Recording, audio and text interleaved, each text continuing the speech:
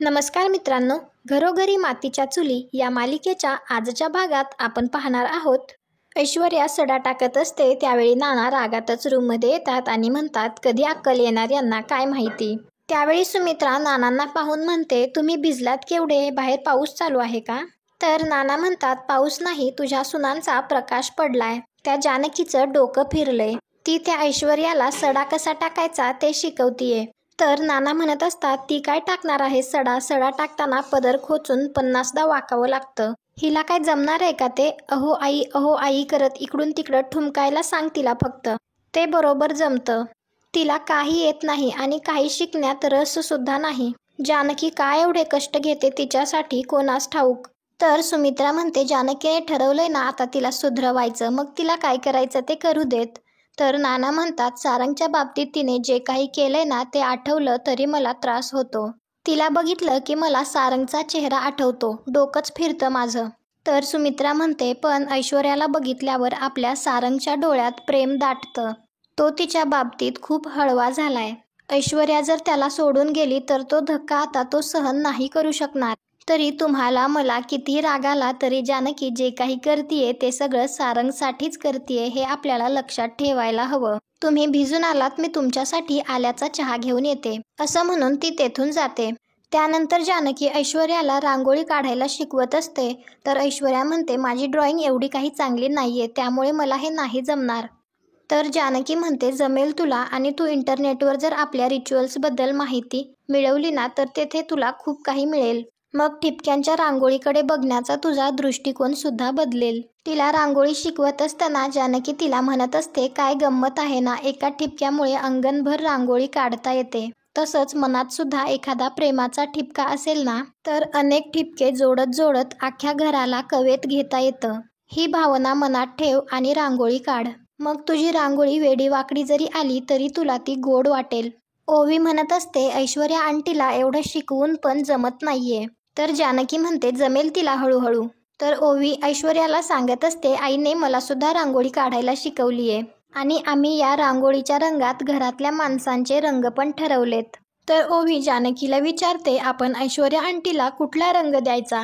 तर जानकी म्हणते, तूच विचार कर. तर ओवी म्हणते, काळा रंग देऊयात का? तर जानकी म्हणते, अगं काळा रंग आपण मकर संक्रांतीमध्ये काही कारणास्तव वापरतो, इथे कसा चालेल?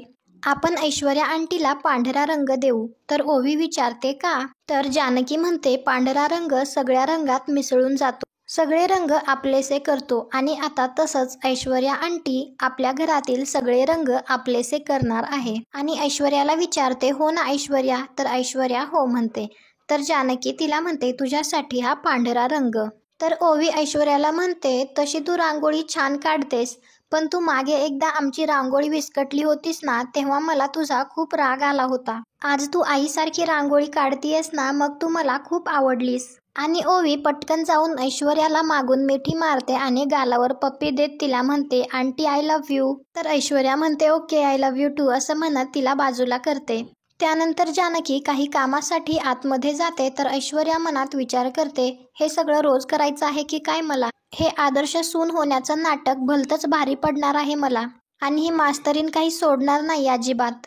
किती अक्कल शिकवत असते ही. आणि रांगोळी काढायला चालू करते त्यावेळी सारंग तेथे येतो आणि ऐश्वर्या रांगोळी व्यवस्थित काढत नसते, त्यामुळे सारंग तिला मदत करतो. तर ते दोघे मिळून रांगोळी काढतात आणि रांगोळी झाल्यानंतर ऐश्वर्या म्हणते, डन झालं सगळं, थँक्यू.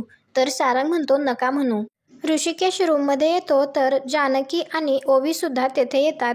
जानकी ओवीला ओरडत असते आणि तिला म्हणत असते, अभ्यास कर. ऐश्वर्या आंटी काय करते यात तुझं लक्ष नकोय. तर ओवी म्हणते, पण मला ऐश्वर्या आंटीला बघायला खूप मजा येते, जशी आजी शिकवते तशी तू तिला शिकवतेस. तर ऋषिकेश म्हणतो, काय सांगतेस ओवी? तर ओवी म्हणते, हो बाबा, आणि तुम्हाला माहिती आहे का, ऐश्वर्या आंटी आईला मास्तरीन बाई म्हणते. तर ऋषिकेश हसतो आणि म्हणतो, खरंच आहे ते, तुझी आई आहेच मास्तरीन बाई.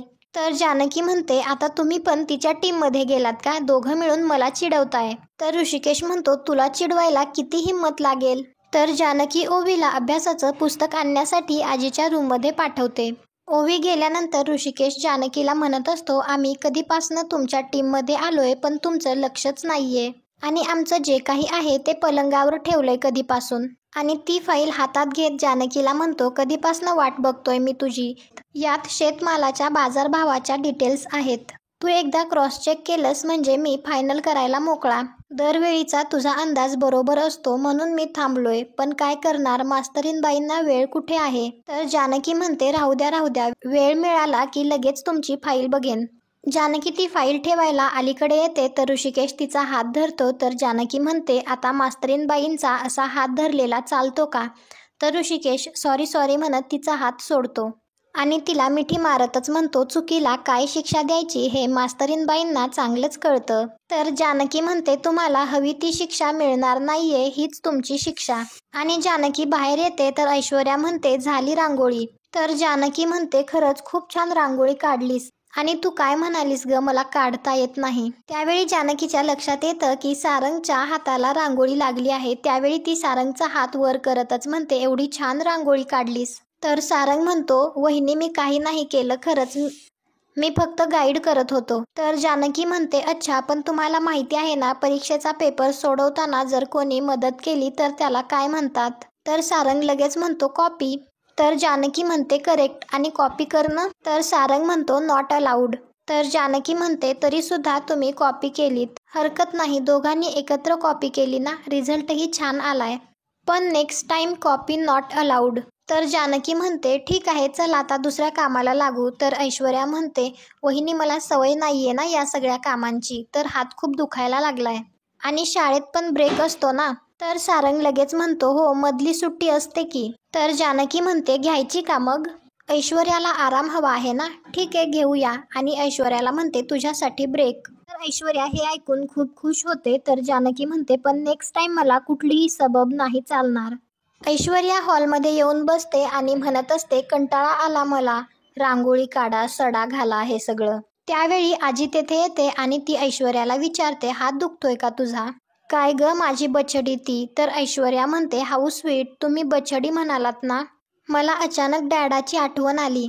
माझे डॅडा पण मला छकुली म्हणतात. तुम्ही बछडी म्हणालात ना, मला छकुली आठवलं. तर आजी म्हणते, आहेसच तू माझी बछडी. इकडे जानकी सारंगला म्हणते, मला कळतीये तुमच्या जीवाचे घालमेल, पण स्वभावाचे काटे मोडताना थोडं दुखणारच. ऐश्वर्याला आपल्या घरात मुरवून घ्यायचं असेल तर हे आपल्याला करावंच लागणार आहे. मला तुमची भावना कळतीये, पण तुम्ही पण आम्हाला समजून घ्या ना. माझं आणि ऋषिकेशचं तुमच्यावर खूप प्रेम आहे. ऐश्वर्याने तुम्हाला परत कधीच दुखावू नये, तुमच्या प्रेमाची तिला जाण असावी, म्हणूनच हे सगळं करतोय ना आपण. आणि त्यासाठी थोडं स्ट्रिक्ट व्हावंच लागणार आहे. आणि आपण तिला रोजच्या आयुष्यात थोडीच काम करायला लावणार आहोत. आपल्याकडे गुलाबदादा, मंगलताई आहेत मदतीला. आपल्या घरातलं वळण तिला लागावं, शिस्त कळावी, यासाठी हे सगळं. वेळ पडली तर तिला सगळं माहीत असायला हवं ना. तर सारंग म्हणतो, बरोबर आहे वहिनी, तुम्ही शिकवा तिला, मी पण मदत करेन. तर जानकी म्हणते, मदत मला करायची आहे, तिला नाही. मग हवा तसा रिझल्ट कसा येणार आपल्याला. मला कळतंय तुमच्यासाठी जरा अवघड आहे. आणि अवघड पेपर सोडवण्यातच खरी गंमत असते.